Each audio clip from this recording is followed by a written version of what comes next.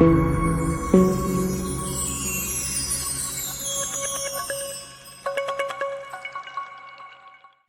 Big जय हिंद to all of you guys. मैं doctor Imran Ahmad Khan, director M academy और आपका जीएस का टीचर, और इस समय आपके बायोलॉजी का टीचर बनकर आपको आगे ले जाने की पूरी कोशिश कर रहा हूं और स्वागत करता हूं उसी रास्ते में आज एक और पड़ाव में।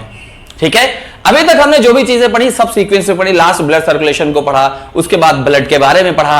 अब ब्लड को सर्कुलेट करने का काम जिस ऑर्गन के थ्रू होता है उस ऑर्गन को हम पढ़ेंगे। और मैंने आपको पहले भी बताया था कि ब्लड सर्कुलेशन में सबसे इंपॉर्टेंट चीज होती है पंपिंग, और वो पंपिंग करने वाला ऑर्गन कौन होता है? हार्ट। अरे नहीं नहीं नहीं नहीं, ये वाला हार्ट नहीं। अरे नहीं, आप गलत समझते हैं। ये ऐसा हार्ट नहीं होता है, ये जैसा देख रहे हो ना, ऐसा हार्ट नहीं होता है। ये हमारी इमेजिनेशन पावर है, थोड़ा सा सिमिलर है लेकिन ऐसा नहीं होता। ये कहां आ गया भैया? नहीं नहीं, ऐसा है ही नहीं। अलग हो अलग हो गया। ठीक है, सो हार्ट का जो आपने अभी स्ट्रक्चर देखा था ऐसा नहीं होता है बाबू हरो, ऐसा बिल्कुल नहीं होता है। ठीक है, और ये जो बड़ी बड़ी बातें हार्ट को लेकर की जाती है ना, ये दिल का मामला है, बड़ा कठिन है, गहराई, ज्यादा गहराई में घुसने की जरूरत नहीं है। ठीक है, दूसरी एक चीज जो हार्ट के लिए कही जाती है कि हार्ट बड़ा कठिन है, नहीं है, वो सबसे सिंपल है। देखिए, वो एक ही तरह से काम करता है, पूरे जीवन भर वैसे ही काम करता रहता है। गौर से मेरे हाथ की तरफ देखिएगा, बिल्कुल कंसंट्रेट करके मेरे हाथ की तरफ देखिएगा, फेस में मत जाइएगा, और देखिएगा इसकी आवाज और जिस तरीके से ये काम करता है। धक धक धक धक धक धक धक धक।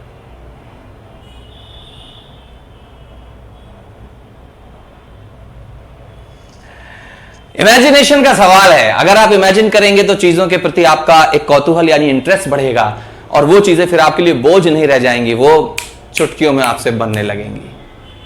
ठीक है, हाँ, ये सब जितने भी ये परपंच मैं करता हूं ना, सब नाटकबाजी जो भी है, ये केवल इसलिए कि आप कनेक्ट हो उस टॉपिक से। देखिए, एक नंबर की वैल्यू कितनी ज्यादा होती है उनसे पूछो जो एग्जाम में बाहर हुए हैं, तो आपको बताएंगे। और उनका वो लास्ट अटेम्प्ट था आईएएस का या पीएससी का, या उनकी एज खत्म हो रही थी और वो उनके एसआई या किसी और एग्जाम का लास्ट अटेम्प्ट था। एक एक नंबर की वैल्यू है। मैं बोलता हूं हमेशा कि एक दिन आप सफल जरूर होंगे, लेकिन तब जब हर एक दिन आप उसके लिए मेहनत करेंगे। ठीक है, तो चलिए, now I am gonna present you the original heart structure of human cell, and there it is. आ गया। चलिए, अब इसे हम अच्छे से पढ़ते हैं। आई नो कि ये आपको थोड़ा कठिन लग रहा है, लेकिन इसके बावजूद मैं चाहूंगा कि एक बार आप इसे देख लें। देखने के बाद फिर मैं बताता हूं आपको कि इसे हमें कैसे सरल करना है। तो लीजिए, आपके खिदमत में हाजिर है एक सरल सा स्ट्रक्चर जो आपको एक्सप्लेन करेगा हार्ट और उसके पार्ट्स, और अलोंग विद दैट उसकी पूरी की पूरी प्रोसीडिंग, वो कैसे वर्किंग करता है।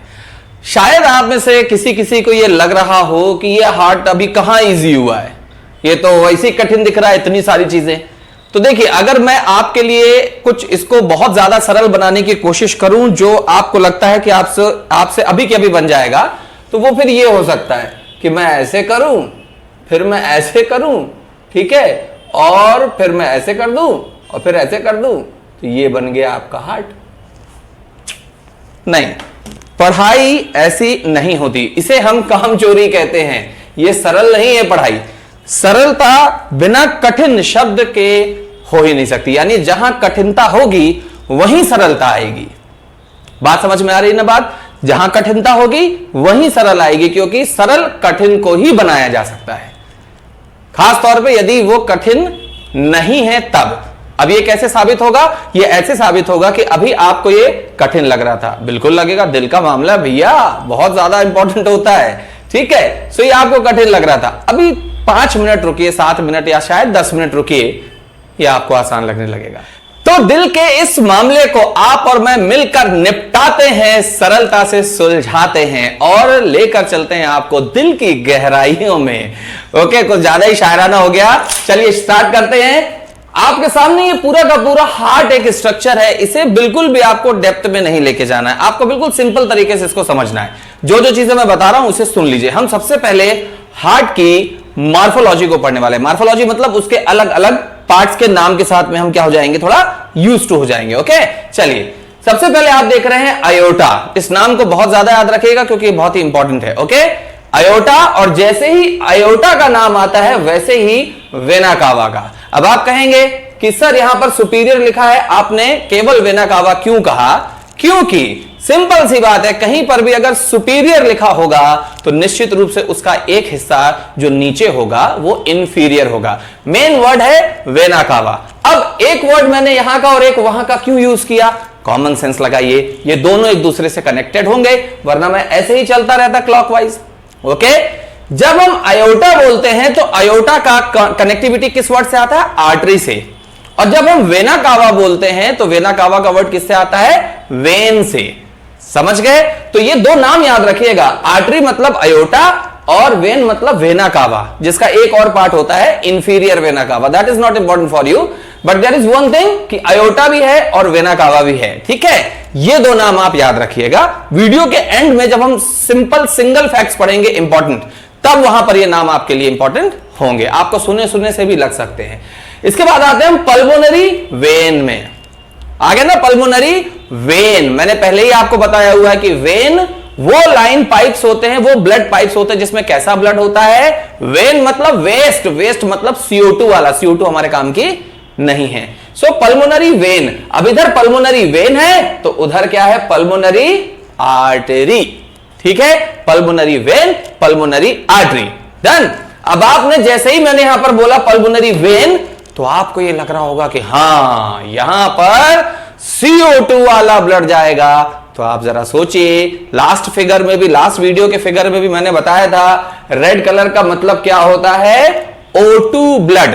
रेड कलर का क्या मतलब होता है? O2 blood. और ब्लैक या डार्क ब्लू कलर का मतलब क्या होता है? CO2 वाला ब्लड। तो सर आपने कुछ गलत बना दिया, आप हमें गलत पढ़ा रहे हैं। नहीं बेटा, हम तो पढ़ा रहे हैं, गलत तो आप कर रहे हैं, आप पढ़ ही नहीं रहे हैं। हम बिल्कुल सही पढ़ा रहे हैं। क्यों?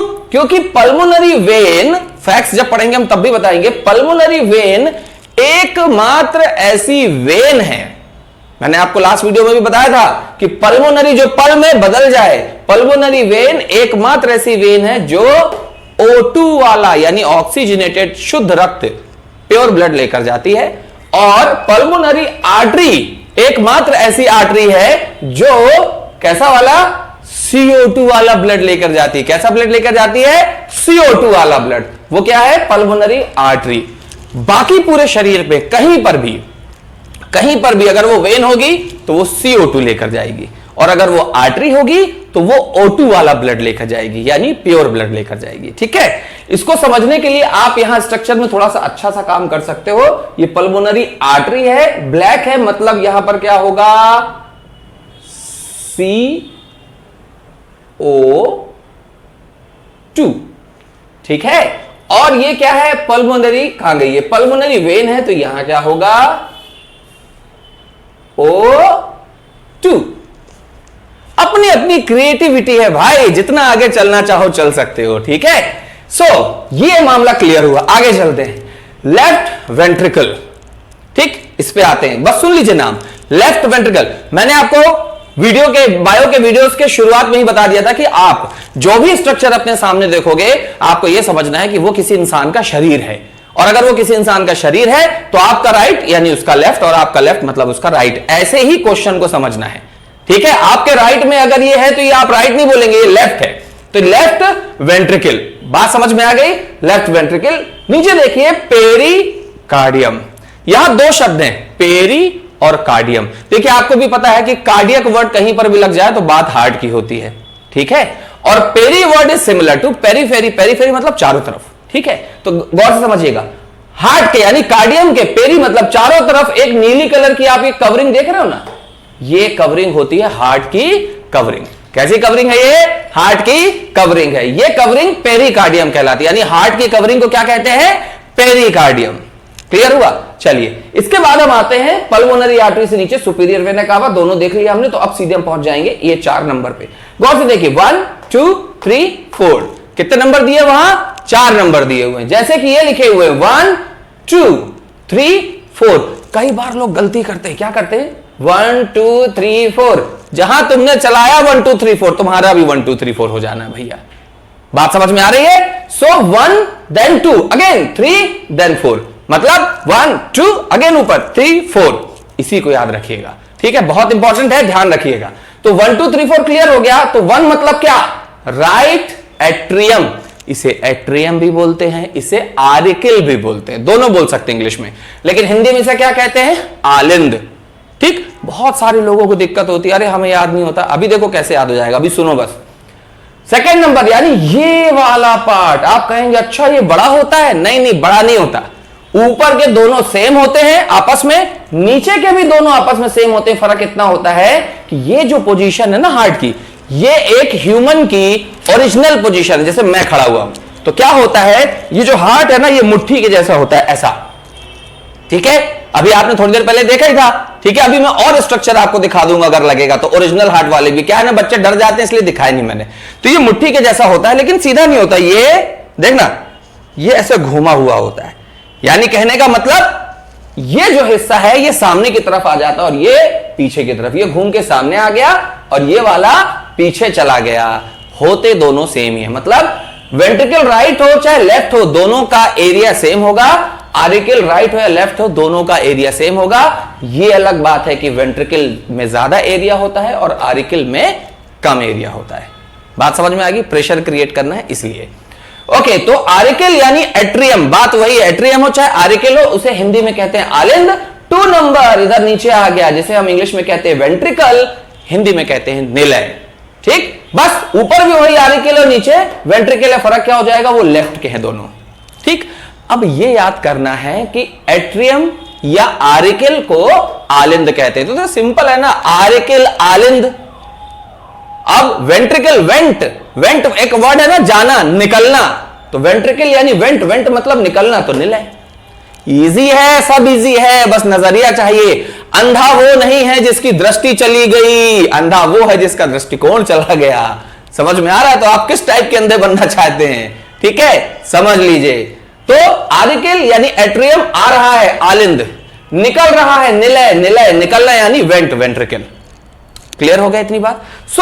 एक तरीके से जो मोस्ट इंपॉर्टेंट पार्ट है आपका वो क्लियर हुआ। अब इसमें कुछ और चीजों को ऐड ऑन करते हैं हम। कैसे ऐड ऑन करते हैं देखिएगा। आप देखिए यहां पर आरिकल और वेंट्रिकल के ज्वाइंट में, ये ज्वाइंट है के बीच में ये 3 पार्ट मैंने ऐसे बारीक बारीक बनाए हुए और ऐसे ही यहां पर 2 बनाए हुए।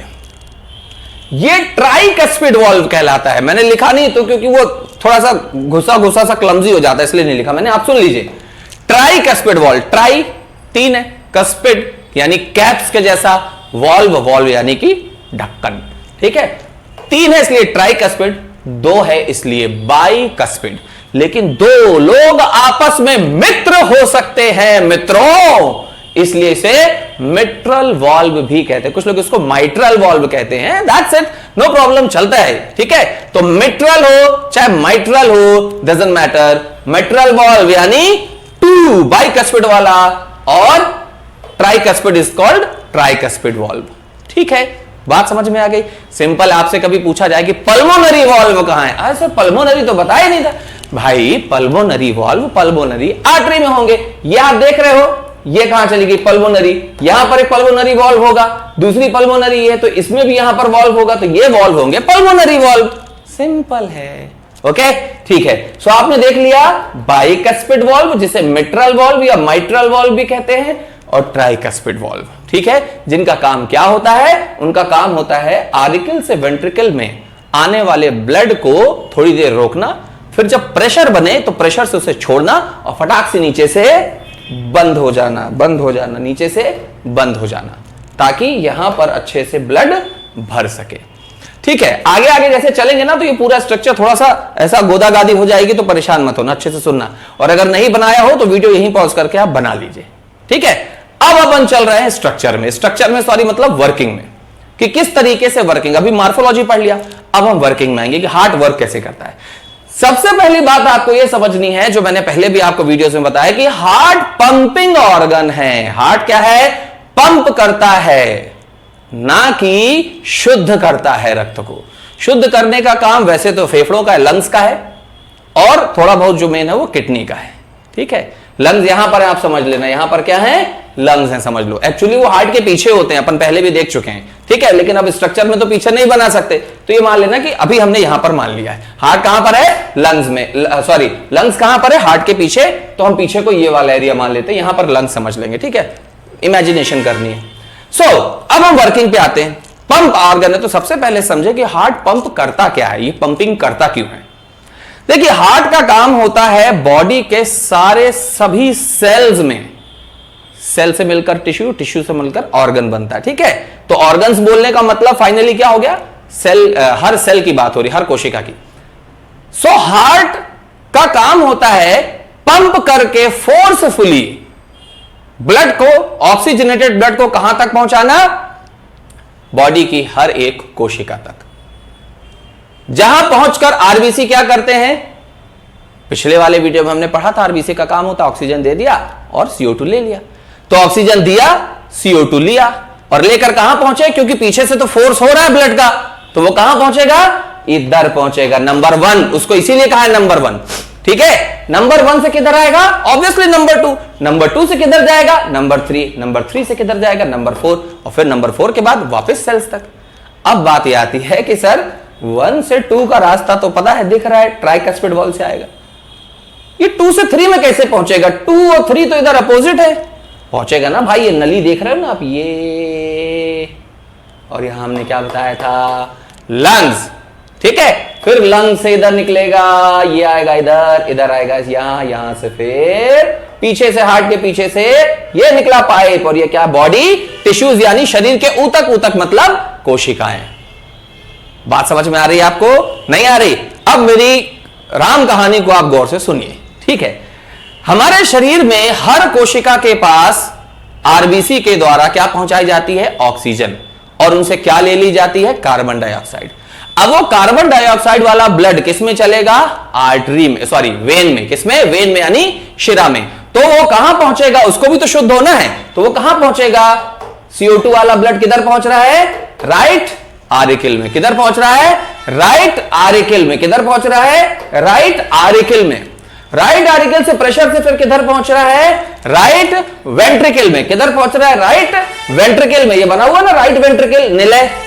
आलिंद मतलब आ रहा है, निलय मतलब निकल जाएगा बाहर। क्या हो जाएगा? निकल जाएगा बाहर। तो आलिंद में आया CO2 वाला ब्लड, और देखो यहां भर के किधर जा रहा है? ये इधर जा रहा है, और यहां क्या है? लंग्स।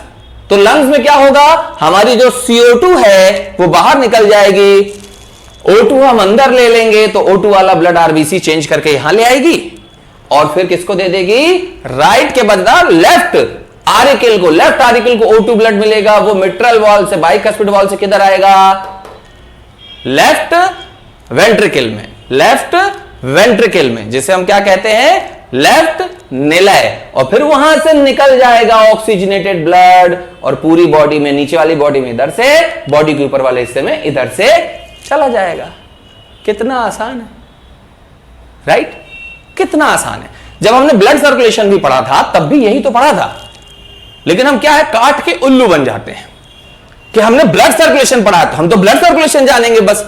अरे भैया, वो ब्लड सर्कुलेशन अपने आप थोड़ी, आरबीसी के हाथ पैर थोड़ी होते हैं, वो पीछे से फोर्स होता है। वो फोर्स कौन क्रिएट करता है? हार्ट क्रिएट करता है। आप सोचिए कि हार्ट यहां पर है, नीचे जाना है बॉडी में वेन्स को और आर्टरीज को, नीचे से फिर ऊपर भी आना है, एंटी ग्रेविटी। वो कैसे आएगा? जब ये फोर्स क्रिएट करेगा। एक बार में हमारे शरीर में 3 से 4 लीटर ब्लड थ्रो किया जाता है हार्ट के द्वारा। बात समझ में आई? हार्ट के द्वारा 3 से 4 लीटर ब्लड थ्रो किया जाता है, थ्रो करना। ठीक है, सो हार्ट। अब इसके बाद आपको एक बार मैं ओवरव्यू दे रहा हूं पूरी चीजों का, फिर हम इसके बाद आ जाएंगे सिंगल लाइन फैक्ट्स में।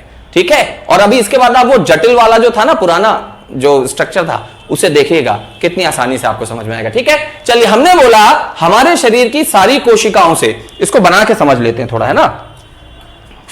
मान लीजिए ये है बॉडी, और ये है बॉडी की सेल। ठीक है, सेल के पास क्या आने वाला है? सेल के पास आने वाला है ऑक्सीजनेटेड ब्लड, और वो क्या दे देगी? कार्बन डाइऑक्साइड वाला ब्लड। ये क्या है? इम्प्योर है, यानी कि अशुद्ध है, और ये क्या है? प्योर है, यानी कि शुद्ध है। ठीक है, सो हमने ये माना कि बॉडी की जो हर एक सेल है, उस सेल के पास O2 वाला ब्लड आया, जो कि इसके माध्यम से आया था। ठीक है, और उसने CO2 दिया। जैसे ही CO2 दिया आरबीसी को, तो आरबीसी CO2 लेके कहां पहुंची? Superior vena cava. देखिए सारी लैंग्वेज मैं यूज करने वाला हूं अब, जो आपको मैंने सिखाई है। सुपीरियर वेना कावा के थ्रू कहां पहुंचेगी? वो राइट आरिकल में, राइट आरिकल में, और राइट आरिकल से वो ट्राइकस्पिड वॉल्व के थ्रू पहुंचेगी राइट वेंट्रिकल में। राइट वेंट्रिकल से वो पल्मोनरी आर्टरी है, क्योंकि वो CO2 ब्लड लिया है, पल्मोनरी उल्टी होती है, तो पल्मोनरी आर्टरी के थ्रू निकल के कहां चला जाएगा? लंग्स में। लंग्स में गैस ट्रांसफॉर्मेशन होगा, यानी कि CO2 बाहर जाएगी और O2 अंदर आएगी। तो अंदर आके O2 जो है ऑक्सीजनेटेड ब्लड, वो पल्मोनरी वेन के थ्रू लेफ्ट आरिकल यानी एट्रियम में आ जाएगा, और मिट्रल वॉल्व यानी बाइकस्पिड वॉल्व के थ्रू कहां फिलअप होगा? लेफ्ट वेंट्रिकल में, और वहां से फोर्सफुली फोर्स होकर वो आयोटा के थ्रू अलग अलग बॉडी टिश्यूज के पास तक और ऊपर के अपर पार्ट से ब्रेन तक पहुंचा दिया जाएगा।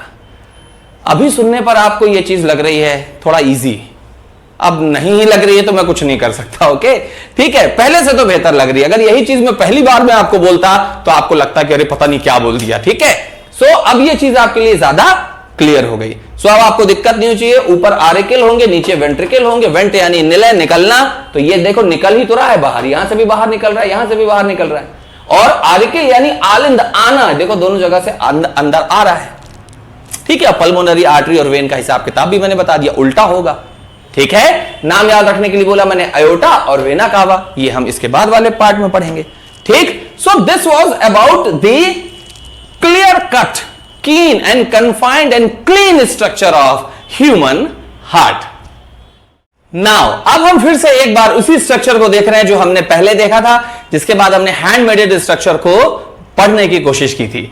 अब इस स्ट्रक्चर को फिर गौर से देखिए। आपको यहां पर सुपीरियर वेना कावा और इंफीरियर वेना कावा दिख रही हैं, राइट? दिख रही है ना? मैं मान के चल रहा हूं कि आप मेरी बात का जवाब दे रहे हैं। ठीक है, उसके बाद आप यहां पर देख रहे हैं पल्मोनरी आर्टरी और पल्मोनरी वेन भी आपको दिख रही हैं। जो मैंने बनाया था उसी हिसाब से ढूंढने की और समझने की कोशिश कीजिए। Right auricle, right ventricle, left auricle, left ventricle भी दिख रहा है। बाइकस्पिड और ट्राइकस्पिड वॉल्व यानी मिट्रल वॉल्व भी आपको दिख रहे हैं। ठीक है, अब उसके अंदर बहुत सारी चीजें हैं तो उनको पढ़ने की जरूरत नहीं। तुम्हें डॉक्टर थोड़ी बनना है, तुम बन भी नहीं सकते, बन के भी क्या करोगे? फिर पढ़ाने लगोगे। ठीक है, कोई जरूरत नहीं है, आप उसको वैसे समझिए। चीजों का एक आसान तरीका भी होता है। आप क्या करते हैं? सीधे सीधे चीजों को लेने की कोशिश करते हैं। सोचिए, अगर मैं एक निवाला, जिसको आप कॉर बाइट बोलते हैं, अगर मैं आपको खिलाऊं, मान लीजिए सैंडविच, आपको बड़ा पसंद है सैंडविच, बर्गर, वो बर्गर का निवाला मैं आपको खिलाऊं और बिना चबाए आपसे बोलूं कि आप उसे निगल लीजिए, तो शायद आप निगल भी लें, लेकिन कितने? 1 या 2 फंस जाएगा गले में। तो जो खाने की प्रोसेस है ना, उसमें चबाना सबसे ज्यादा जरूरी है। ठीक है, डाइजेस्टिव सिस्टम पढ़ेंगे तो आपको पता भी चलेगा कि चबाना सबसे ज्यादा जरूरी। इंग्लिश की कहावत भी है, ईट लेस च्यू मोर। च्यू मतलब चबाना, eat less chew more, success is sure. तो वो कहावत बनती भी है। खाना तभी हजम होगा जब अच्छे से चबाएंगे, और सीधे निकलेंगे तो आप तो अजगर जैसे सुस्त पड़े रह जाएंगे। बात समझ में आ रही है? मतलब जो चीज आपको दी जाए थोड़ा उसे पार्ट में डिवाइड कीजिए और पढ़िए। और मैं तो सीधा कहता हूं कि जो मैं पढ़ा रहा हूं वो पढ़िए, अपनी बुद्धि मत लगाइए। ठीक है, तो ये स्ट्रक्चर आपको क्लियर समझ में आ गया। अब हम चलते हैं इसके बाद heart related other important facts को पढ़ने के लिए जो एग्जाम में आते हैं। सो गाइज, अब हम हैं अपने last part of this video में, जहां पर मैंने आपको बताया कि हार्ट से रिलेटेड सारे फैक्ट्स मैं आपको बताऊंगा जो मुझे एग्जामिनेशन पॉइंट ऑफ व्यू से इंपॉर्टेंट लगते हैं या फिर इसके पहले एग्जाम में आ चुके हैं। ये है आपका दिल, ये है आपका दिल। ठीक है, अभी आपका दिल टूटा हुआ क्यों बना है? क्योंकि जब इतनी सारी चीजें पढ़नी पड़ती है तो बहुत जल्दी आप लोगों का कमजोर है, दिल टूट जाता है। ठीक है, और उसके बाद ये जो इसमें से निकल रहा है वो उस दिल के अपने विचार हैं, वो फैक्ट्स हैं जो आपके दिल के अंदर होने चाहिए। ठीक है, तो चलिए इस दिल से जुड़ी हुई बातों को दिल से दिल तक पहुंचाते हैं और उसमें थोड़ा दिमाग लगाते हैं। Let's start. हार्ट का सबसे पहला फैक्ट हम ये पढ़ते हैं कि हार्ट का पहला फर्स्ट हार्ट ट्रांसप्लांट, अब उतना हार्ट कौन लिखे तो मैंने बना दिया। फर्स्ट हार्ट ट्रांसप्लांट हुआ था क्रिश्चियन बर्नार्ड। किसने किया था? क्रिश्चियन बर्नार्ड ने। किसने किया था? क्रिश्चियन बर्नार्ड ने। अब इसे याद कैसे रखना है? हार्ट ट्रांसप्लांट मतलब एक का दिल दूसरे को, जब किसी का दिल किसी और को चला जाता है तो कोई तीसरा जलता है, बर्न होता है। एक का दिल दूसरे को गया तो तीसरा जिसको नहीं मिला वो बर्न होता है। तो क्रिश्चियन बर्नार्ड, हार्ट ट्रांसप्लांट। ठीक है, आगे चलते हैं। ECG, electrocardiograph. इलेक्ट्रोकार्डियोग्राफ की खोज करने वाले का नाम है आई न्यूमन। ऐसा कई बार होता है ना कि कोई कहता है भैया ईसीजी कराना कहां जाएं, तो अगर आप इंग्लिश जानते तो आप कहेंगे आई न्यू वन। एक है जो मैं जानता हूं, तो क्या कहेंगे? ईसीजी कराना है, कहां जाएं? I knew one. मैं बताता हूं कहां जाना है। तो ईसीजी की सबसे पहली खोज किसने करी? आई न्यूवन नाम के एक वैज्ञानिक के द्वारा किया गया था इसे। ठीक है, हार्ट का जो भार होता है वो लगभग 300 ग्राम होता है, but it is not definite correct, क्योंकि 1 से 2 ऑन्स के बीच में डिफरेंशिएट करता है। एंड मोस्ट इंपॉर्टेंटली फीमेल का जो हार्ट है उसका भार कम होता है, और गौर से सुनिएगा, फीमेल का जो भार है उसका, फीमेल का जो हार्ट का वेट है वो कम होता है रादर देन, अपेक्षाकृत पुरुष के हार्ट के। लेकिन पुरुष का हार्ट की बीट जो होती है वो ज्यादा तेज होती है बजाय किसके? महिला के हार्ट के। अब उसको कनेक्ट कैसे करें? बहुत सिंपल है, एग्जाम से इतना इंपॉर्टेंट नहीं है, लेकिन थोड़ा सा फन फैक्ट बना लेते हैं। सिंपल है कि महिला के मन में कोई बात थी, महिला को अपना दिल हल्का करना था, तो तेजी तेजी से बीट, हार्ट रेट बढ़ रहा था। फिर उसके बाद क्या हुआ? उसने वो बात बता दी तो हार्ट रेट कम हो गया। और वो बात किससे जुड़ी हुई थी? उस पुरुष से जुड़ी हुई थी। पुरुष के हार्ट का वेट ज्यादा होता है। ठीक है, आप चाहे तो छोड़ भी सकते हैं इसे। आगे चलते हैं। थायरॉक्सिन और एड्रेनालिन, एड्रेनल लिखा हुआ है, थायरॉक्सिन और एड्रेनालिन या एड्रेनल सेम हार्ट रेट को कंट्रोल करने वाले हार्मोन है। जब हम हार्मोन्स पढ़ेंगे ना तो उसमें आपको इनके बारे में सुनने मिलेगा। मैं क्या बता रहा हूं आपको? थायरॉक्सिन और एड्रेनालिन, इनका नाम याद रखिएगा, एड्रेनल या एड्रेनालिन। ठीक है, ये बहुत इंपॉर्टेंट हार्मोन्स हैं, ये हार्ट रेट को कंट्रोल करते हैं। एग्जाम में आ चुका है ये। ठीक, फिर अच्छा यहां हीट कवर लिखा हुआ है, गलत है, हार्ट कवर। हार्ट का जो कवर होता है उसे पेरिकार्डियम कहते हैं, ये तो आपने पिछले स्ट्रक्चर में ही देख लिया था। आगे चलते हैं। सबसे व्यस्ततम अंग है ये मानव शरीर का, क्योंकि लगातार काम करता है। कितना लगातार काम करता है तो इसके बारे में हम बात करेंगे। औसतन एक दिन में, प्रतिदिन ये 1,15,000 बार से ज्यादा बार धड़कता है, और अगर पूरे जीवन में औसतन देखें 2 अरब से ज्यादा बार हार्ट बीट करता है। बात समझ में आ गई? चलिए आगे चलते हैं। हृदय मसल्स यानी हार्ट मसल्स को ब्लड कोरोनरी आर्टरी के द्वारा पहुंचाया जाता है। यानी हार्ट मसल्स जो होती है ना, मैंने बताया ना तीसरे प्रकार की मसल होती है हार्ट मसल।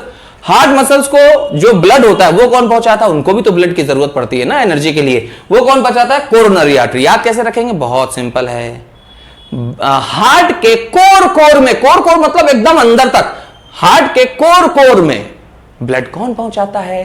Coronary artery. यही वो कोरोनरी आर्टरी है कि इनमें ब्लॉकेज आ जाएगा अगर, तो क्या होगा?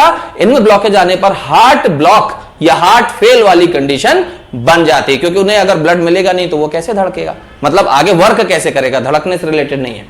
चलिए आगे चलते हैं। फर्स्ट ओपन हार्ट सर्जरी जिसे कहते हैं खुली शल्य चिकित्सा। किसकी शल्य चिकित्सा?